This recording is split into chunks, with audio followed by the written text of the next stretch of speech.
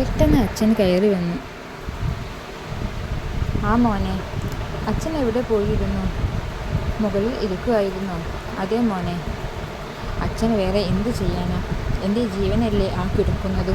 അവൾ ഇങ്ങനെ കിടക്കുമ്പോൾ എൻ്റെ മനസ്സാകെ തളർന്നു പോകുന്നു. അച്ഛൻ വിഷമിക്കണ്ട.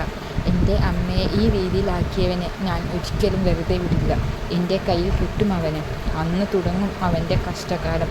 അവനെയും അവൻ്റെ കുടുംബത്തെയും നരകയാതന ഞാൻ അനുഭവിപ്പിക്കും. വേണം മോനെ, അത് തന്നെ വേണം. എൻ്റെ മേരിക്കുഞ്ഞിനെ ഇങ്ങനെ ആക്കിയവനെ ഞാൻ വെറുതെ വിടാൻ സമ്മതിക്കില്ല. നീ ചെയ്തില്ലെങ്കിൽ ഇത് ഈ വയസ്സങ്ങൾക്ക് ഞാൻ ചെയ്യും. വേണ്ട അപ്പച്ച, ഒന്നും ചെയ്യണ്ട.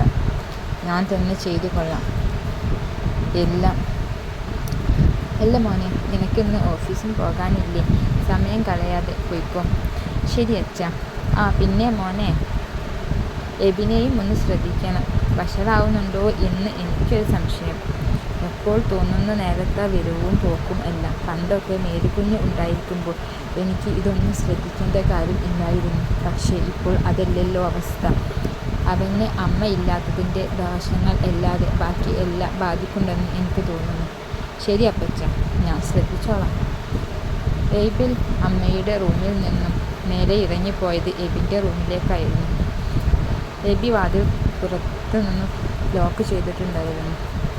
അവനെ വിളിച്ചെങ്കിലും അവൻ അറിയാത്ത നല്ല ഉറക്കത്തിലായിരുന്നു.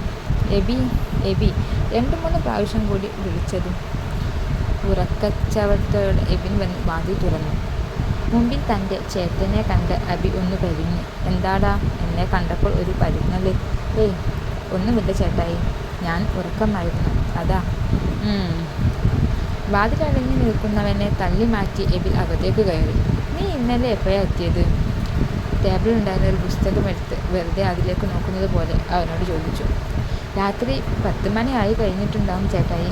10 മണിയോ? അത്രയേ ഉള്ളൂ? അതെ, പരുങ്ങലോടെ അവൻ പറഞ്ഞു. എൻ്റെ കരുണക്കിറ്റിക്ക് ഒരു കൈവന്ന് പതിച്ചതും ഒരുമിച്ചായിരുന്നു. എബിൻ കണ്ണുകൾ നിറച്ച് തൻ്റെ ചേട്ടായിയെ നോക്കി.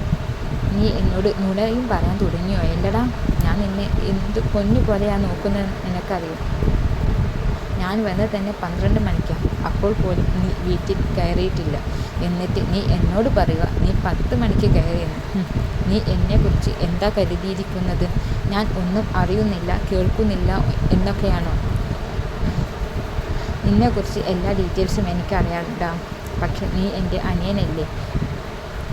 നീ ആ തെറ്റിലേക്ക് പോകില്ല എന്ന് ഞാൻ വിശ്വസിച്ചു. പക്ഷേ ആ വിശ്വാസമെല്ലാം നീ ഓരോ ദിവസവും തകർത്തുകൊണ്ടിരിക്കുകയായി. നിറ കണ്ണുകളോടെ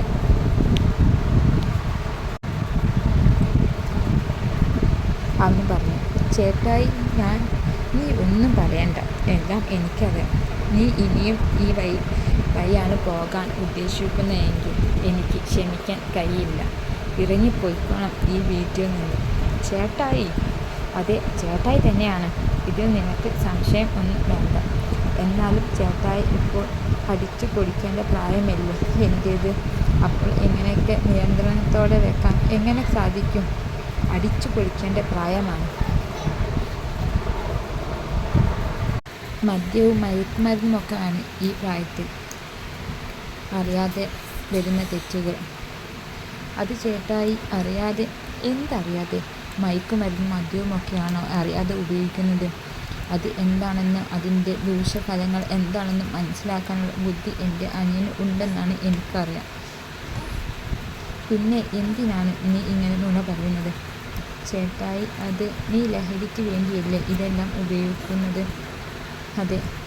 ഇപ്പോൾ നിൻ്റെ കയ്യിൽ ആവശ്യത്തിന് ക്യാഷുണ്ട്. അതുകൊണ്ട് നിനക്ക് ഈ മരുന്നുകളെല്ലാം മേടിക്കാം. പക്ഷെ നാളെ ഈ വീടിൻ്റെ പുറത്തേക്കാകുമ്പോൾ നീ എന്തു ചെയ്യും? അവിടെ നിന്ന് കിട്ടും ക്യാഷ് പറ്റുന്നില്ല, പക്ഷെ ലഹരി വേണം. അങ്ങനെ തോന്നുന്ന സമയം നീ എന്തു ചെയ്യും? ഉത്തരം കിട്ടാതെ അനിയൻ ഏട്ടായിൻ്റെ മുന്നിൽ ഒരു നിമിഷം നിന്നുപോയി.